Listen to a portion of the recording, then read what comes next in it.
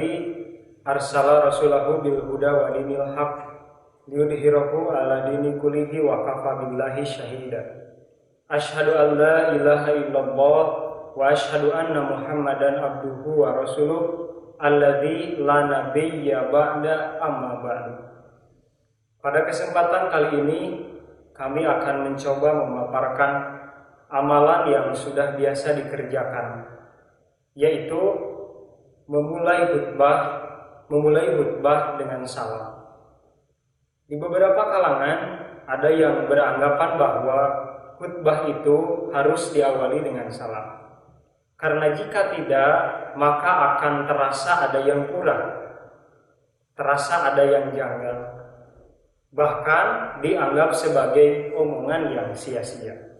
Sampai-sampai salam itu menjadi syarat yang harus terpenuhi di dalam kegiatan khutbah itu sendiri.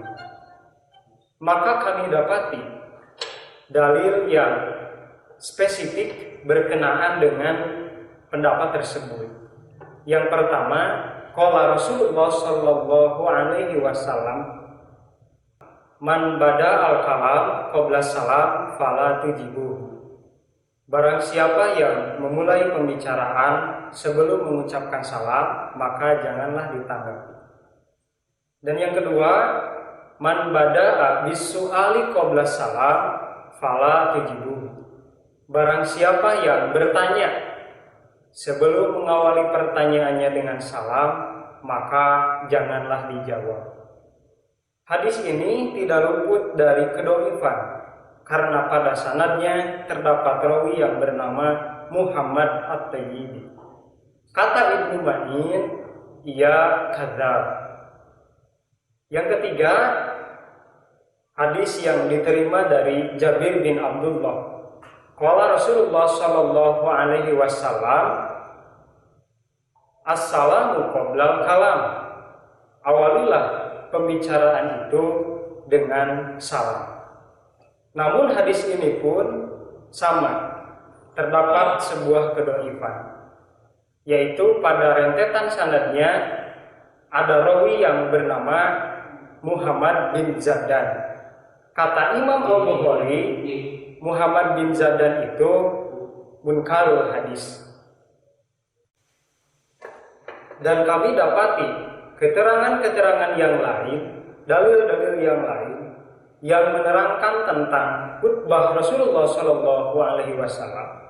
Ternyata Rasul mengawali khutbahnya itu bukan dengan salam, tapi dengan tahmid.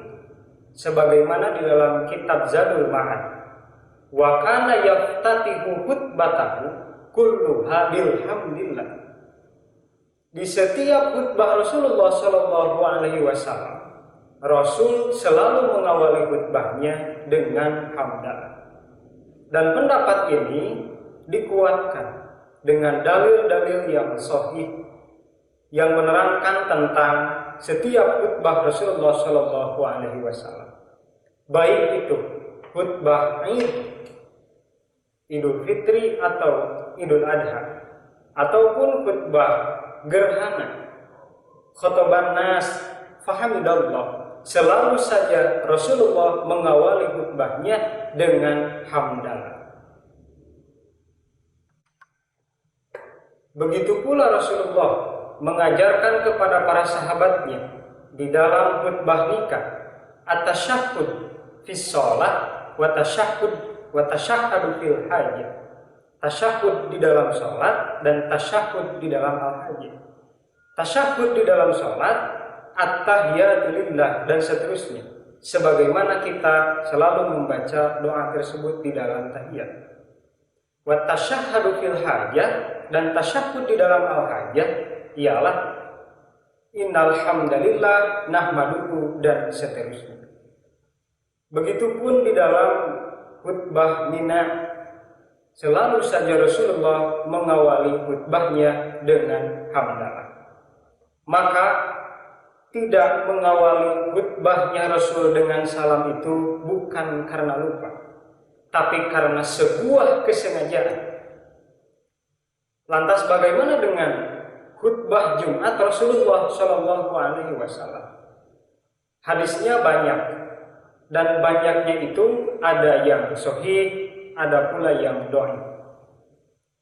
Tapi kita perhatikan ketika seorang khatib naik mimbar di dalam khutbah Jumat, lalu dia salam, kemudian dia duduk, dilanjutkan dengan adzan.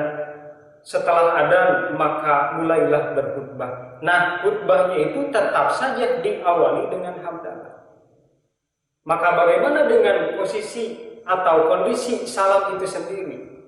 Salam itu bukanlah bagian dari khutbah Jumat, tapi salam itu adalah bagian dari kegiatan Jumat itu sendiri.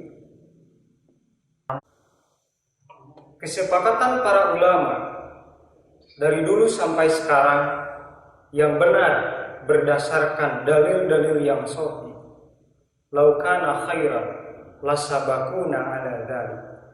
Kalaulah mengawali khutbah dengan salam itu perkara yang baik, maka barang tentu Rasulullah Shallallahu Alaihi Wasallam dan para sahabatnya akan lebih dahulu mengerjakan hal itu daripada kita.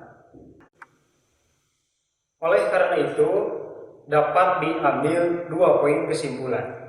Yang pertama, mengawali khutbah dengan salam itu tidak disyariatkan. Yang kedua, mengawali khutbah dengan hamdalah itu adalah sunnah Rasulullah Shallallahu Alaihi Wasallam. Demikian yang dapat saya sampaikan. Aku qouli hadza wastaghfirullah li wa lakum. Wassalamualaikum warahmatullahi wabarakatuh.